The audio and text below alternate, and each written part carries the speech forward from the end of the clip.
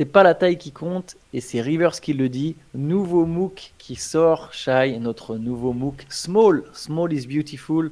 On s'est concentré sur notre nouveau MOOC sur les joueurs de petite taille. Alors, ils sont évidemment pas toujours petits. Ce qu'ils ont pu apporter à la NBA et au basket, en général, on revient sur des petits légendaires de notre monde de géants. Shai, tout ça, c'est disponible. Et pendant les préventes, les frais de port sont offerts. J'invite tout le monde à aller sur basketsession.com pour jeter un œil à ce nouveau MOOC. Il est disponible en précommande sur Basket Session. Pour jeter un œil à la cover, on retrouve Allen Iverson dessus. Shai, est-ce qu'il y a un article qui te marque particulièrement dans notre nouveau MOOC? Alors moi je vais parler de ceux que j'ai fait parce que j'ai pas encore lu tous ceux de mes camarades, j'en ai lu quelques-uns, mais moi j'en ai fait un sur Ja Morant parce que il a un moment un peu clé de sa carrière en même temps.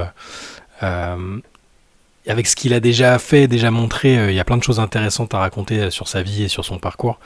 Donc j'ai beaucoup aimé le faire, j'ai découvert des trucs sur lui aussi, forcément.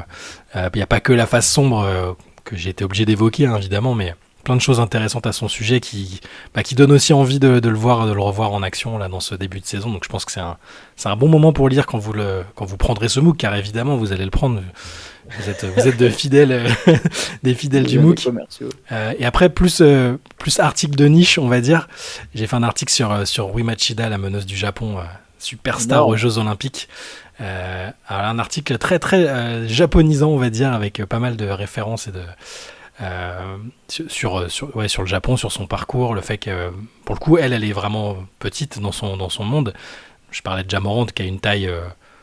C'est pas Muggsy Bogues non plus, c'est juste qu'il a un gabarit un peu plus léger que certains. Rui Machida pour le coup est vraiment petite et elle a fait des choses exceptionnelles par rapport à ce gabarit-là, et puis son histoire aussi et je trouve très inspirant, donc j'ai beaucoup aimé faire cet article, mais comme d'habitude tous les articles que vous retrouverez dans le MOOC, tous les papiers sont extrêmement intéressants.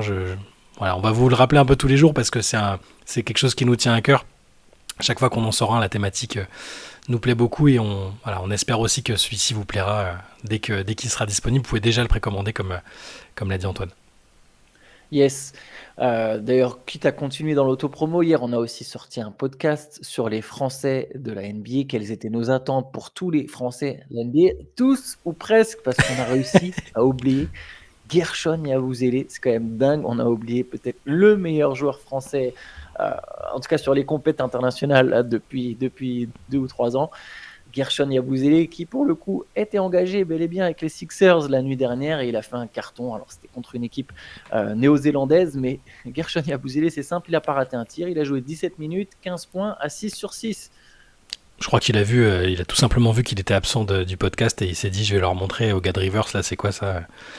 Non, plus sérieusement, si on l'a oublié, c'est de la fatigue, hein, tout simplement. C'est juste parce qu'on avait aussi beaucoup parlé de lui pendant l'été et je crois du coup on l'a mis de côté en se disant qu'on avait déjà énormément parlé de lui. On avait parlé de lui avant qu'il signe aux Sixers, on a parlé de lui après des implications que ça avait pour lui. Donc il y a des podcasts sur Guerschon Yabusele, on n'a rien contre lui, bien au contraire. Et la preuve qu'il va marquer les esprits cette année a priori, c'est qu'il a tout de suite, tu l'as dit, bien commencé avec... c'était les New Zealand Breakers, hein, c'est pas pour leur faire injure, c'est une très bonne équipe du championnat australien, mais je pense que Guerschon va jouer comme ça quel que soit l'adversaire en fait. C'est aussi pour ça qu'ils l'ont pris, c'est qu'il a une forme de régularité et de constance qui fait qu'il sera productif quoi qu'il arrive. Là il est sorti du banc, il y a peut-être des moments où il sera titulaire. C'était un match où il n'y avait pas Joel Embiid, pas Paul George. Donc pareil c'est pas une référence, ce sera peut-être pas leur match référence, mais je pense que c'est un bon point de départ pour Guerschon pour montrer qu'il n'est pas là pour plaisanter et que quel que soit l'adversaire, il sera au taquet. Notre Dancing Bear national, 15 points en 17 minutes donc, 1 sur 1 à 3 points et 6 sur 6 en tout. J'ai trouvé sur les extraits que j'ai vus du match, belle connivence avec Kyle Lowry notamment. Peut-être le tandem, le tandem un peu improbable, inattendu, mais qui pourrait fonctionner pour les Sixers en sortie de banc. Il y a plusieurs joueurs qui ont marqué 15 points d'ailleurs. Il y a Reggie Jackson a mis 15 points, Jared McCain, le rookie, a mis 15 points et Tyrese Maxey a mis 15 points. Dans les autres matchs, il y a une petite performance intéressante, même si on est évidemment sur la pré-saison, donc tout est... Mais j'ai l'état de forme de Zion Williamson, souvent commenté. Premier match de pré-saison, il arrive... non, j'allais dire 19 points, mais c'est 16 points. Ouais. 16 points, 8 rebonds, 3 passes, 2 interceptions en 19 minutes à 8 sur 11 au tir. Victoire de New Orleans contre Orlando 106-104. Zion, il est venu, il a roulé sur tout le monde, il est reparti. C'est exactement ça. On attendait de voir dans quelle forme physique il serait. Il a l'air très bien, très fluide, très puissant, comme il sait le faire, comme il l'a fait l'année dernière avant de se blesser. Hein. Il y a quand même des grosses périodes intéressantes. Le problème avec Zion, c'est que voilà, t'as un petit match de pré-saison et tout de suite, moi, je commence à m'emballer, à me dire c'est bon, c'est la saison, il va nous faire. Il sera All-Star, il va emmener New Orleans en playoff. Il sera enfin présent en playoff parce que Zion n'a toujours pas joué de playoff. Mais bon, voilà, on va prudence garder et c'est déjà c'est un signe intéressant de le voir qu'il est en condition pour jouer, en bonne condition et que ce dont on doutait pas, hein, mais dès qu'il est apte à jouer, il roule sur les adversaires. Là, c'était Orlando. Que ce soit Orlando ou une autre équipe, Zion affûté, c'est un Zion redoutable. Il y avait c'était le premier match aussi de DeJounte Murray, donc petit début d'association sur quelques minutes. Ils ont joué un quart d'heure, 19 minutes pour Zion, 17 pour DeJounte Murray. 6 points, 6 passes, pas trop d'adresse, mais il faut bien commencer un moment à créer une alchimie qui sera importante pour les Pelicans, parce que c'est aussi c'est la recrue majeure, mine de rien, de l'intersaison. Et j'ai bien aimé, comme l'année dernière, sur la première partie de saison surtout, Jordan Hawkins, qui sera sophomore cette année, 18 points en 21 minutes, il avait la main chaude. Ouais, c'est le shooter des Pelicans. Lui, il a peut-être une petite place à se gratter dans la Ouais. rotation en tant que mec qui tire les lignes et qui met des points. OKC a battu San Antonio. Alors, ça peut être un choc toujours très intéressant en saison régulière, quand il y aura Victor Wembanyama, quand il y aura Chet Holmgren.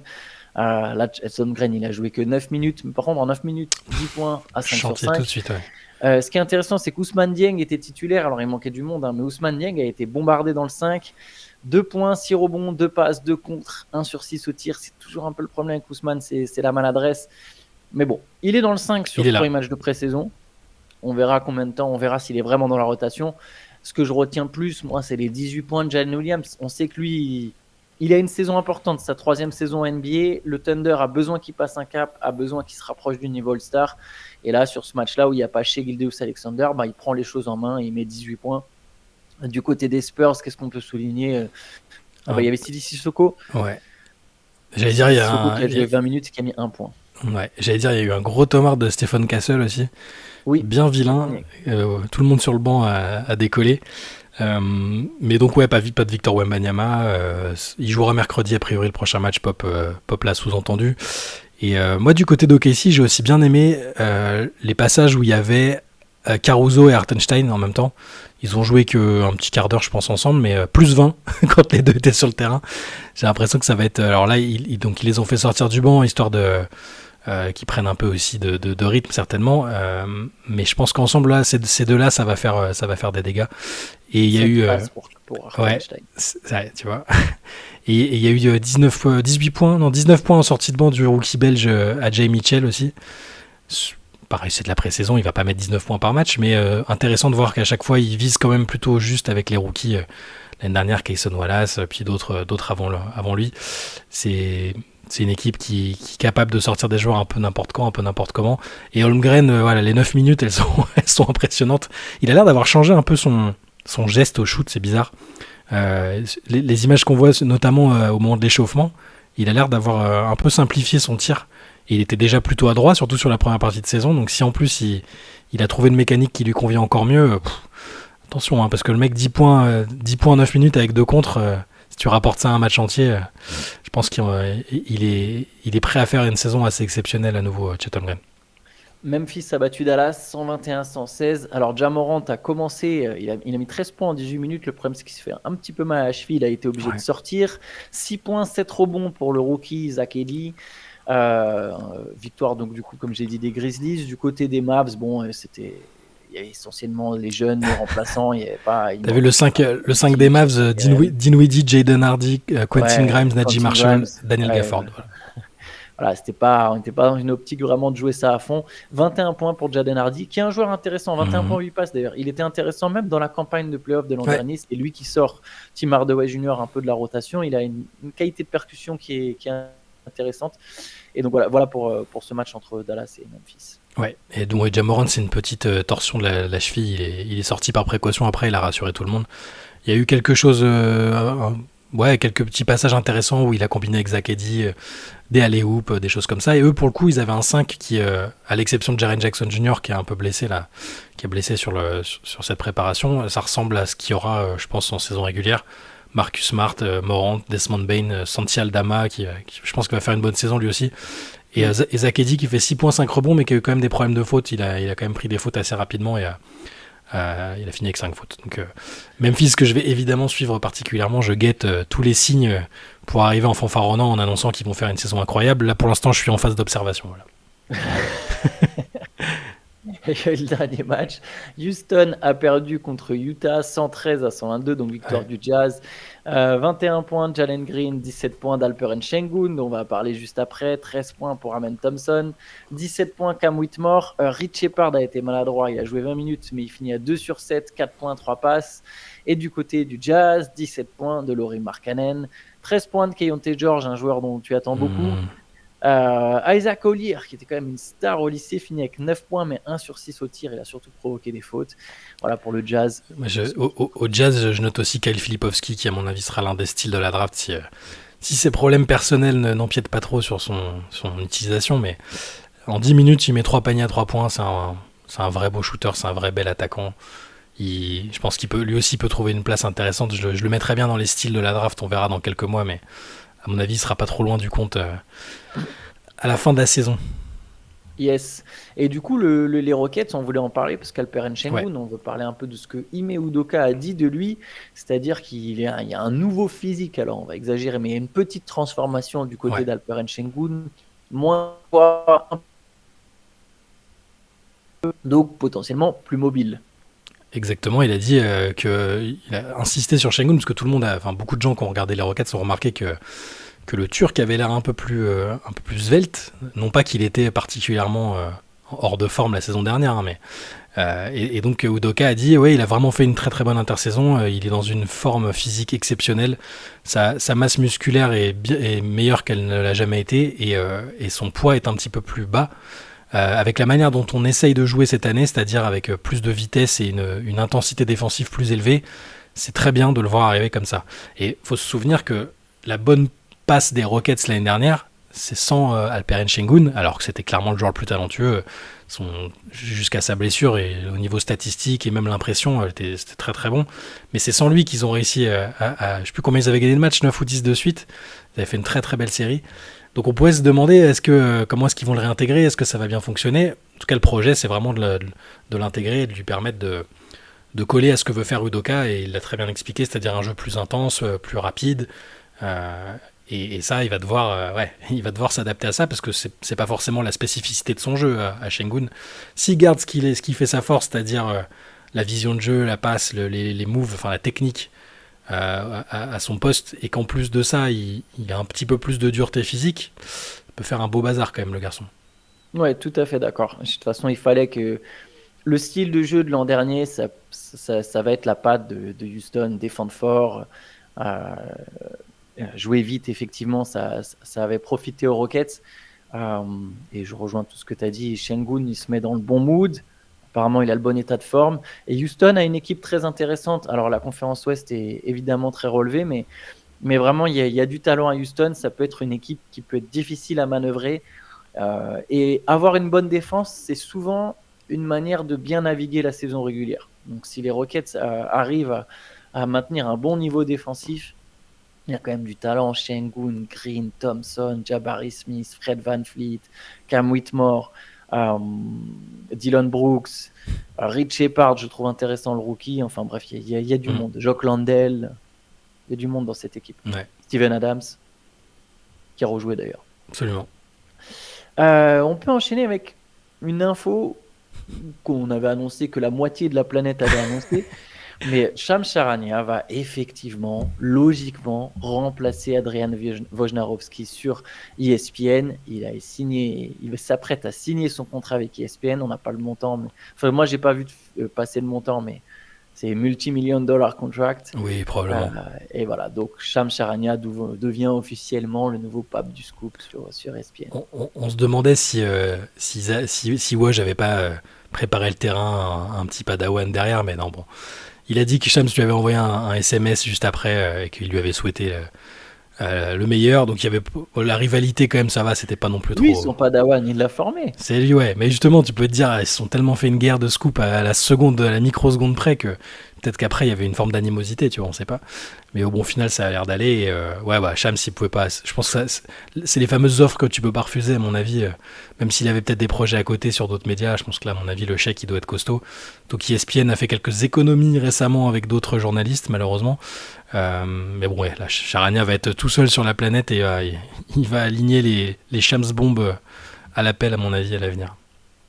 Allez, on termine par la draft 2025, vu qu'on est sur les Shams Bombs. Peut-être que Shams sera celui qui annoncera pic par pic 5 minutes avant. Truc qui a pas énormément de sens, mais bon, bref, ça fait partie du game.